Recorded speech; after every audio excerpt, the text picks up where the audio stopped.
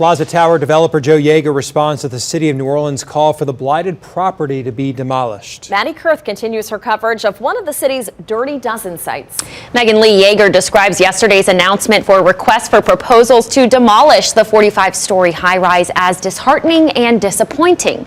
The decaying property made headlines this spring when New Orleans fire officials extinguished a trash fire on the second floor of the building, and then hours later, police units were on the scene investigating after a man fell to his death. Jaeger says he has recently spent more than $1.5 million to maintain the building in a safe and secure manner until it can be sold and redeveloped, citing around-the-clock security and an analysis by the city's premier structural engineer to confirm stability. But the city says it could declare Plaza Tower an imminent danger in the near future, thus seeking contractors to quote the teardown.